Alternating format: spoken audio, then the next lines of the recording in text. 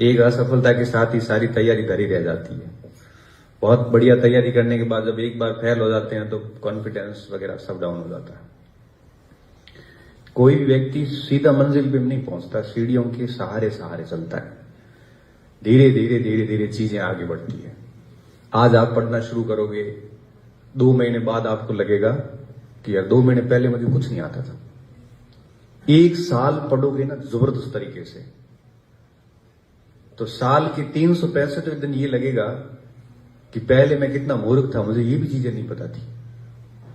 दूसरे साल और पढ़ोगे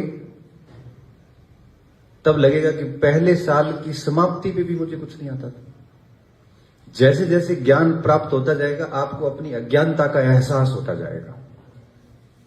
आपको लगेगा कि मैं कितना मूर्ख सा था, मुझे ये चीजें भी नहीं पता थी। तीसरे साल पढ़ोगे तब आपको लगेगा कि दूसरे साल में कितना मूर्ख था, मुझे ये भी नहीं पता था। जैसे जैसे व्यक्ति ज्ञान प्राप्त करता जाता है वैसे वैसे उसको अपनी अज्ञानता का एहसास होता जाता है। और अज्ञानता का जैसे जैसे एहसास होता है व्यक्ति अपने अंदर झांक कर देखता है, वो और अपने आप को परिष्कृत करने की कोशिश करता है।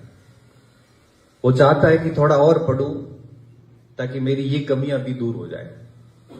और एक एक कमी दूर होती जाती है और एक ऐसी फेज आती है, एक ऐसी अवस्था आती है, ऐसा लेवल आता है जब आप किसी भी एग्जाम में जाके बैठोगे, कहीं भी बैठोगे, आप असफल हो ही नहीं सकते।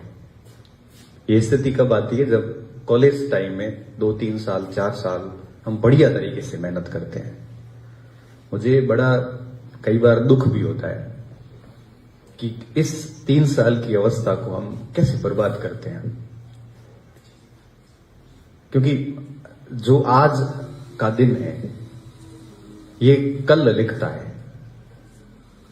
आज का दिन कल को लिखता है, मतलब आज जैसा करोगे कल वैसा ही होगा। जब एक लड़का आईएएस बना तो उसको पूछा गया कि कल तक आप कुछ नहीं थे, कोई आपसे बात भी नहीं करता था, दिल्ली की गलियों में या गांव की गलियों तक कोई आपको पहचानता नहीं था, किसी रूम में दबे हुए पड़े थे आप। आज परिणाम आया और आज दुनिया के या भारत के मोस्टली बड़े बड़े जो इंटेलेक्चुअल लोग हैं आपको जानते हैं, सारे पत्रकार आपके सामने, ऐसे एकदम से सेलिब्रिटी बन के कैसा महसूस हो रहा है? तो उसने कहा कि ये अचानक नहीं हुआ है,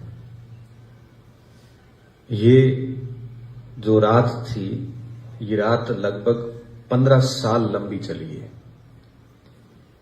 15 साल की पीछे की मेहनत है, उसका परिणाम आज आया है। तो 15 साल की मेहनत के बाद आज हुआ। मैंने मेरे पिछले पास्ट में लिखा ऐसा है, मेहनत की है, जो आज लिख रहा है। इसलिए कहते हैं आज हम कल को लिखते हैं। आज हम बैठते हैं तो आज जो कर रहे हैं वैसा भविष्य होगा, ये तय बात है। आप पीछे क्या थे ये मैटर नहीं करता। आप 12वीं में मेरिटोरियस थे या 12वीं में ग्रेस पास थे, कोई फर्क नहीं पड़ता। यकीन मानिए 10 साल बाद आपको पता ही नहीं होगा कि आपके 9th क्लास में 10th में परसेंटेज कितने थे, किस सब्जेक्ट में कितने मार्क्स थे, आपको याद ही नहीं होगा। अभी मुझे कोई पूछे ना कि आपके ग्रेजुएशन में परसेंटेज कितने हैं, मुझे वाकई में सच में याद नहीं है। एक बार मार्क्स देखनी पड़ती है, फिर भरना पड़ता है कि इसमें इतने नंबर आए थे। 10वीं 12वीं की इसलिए 10वीं 12वीं के याद रह जाते हैं कि वो हर जगह भरने पड़ते हैं। बाकी ये पूछ ले कि गणित में कितने थे, विज्ञान में कितने थे, बिल्कुल याद नहीं। अब आप समझ सकते हो कि इन परसेंटेज के क्या वैल्यूज है। इसलिए कहते हैं कि आप पीछे क्या थे वो भूल जाइए आप।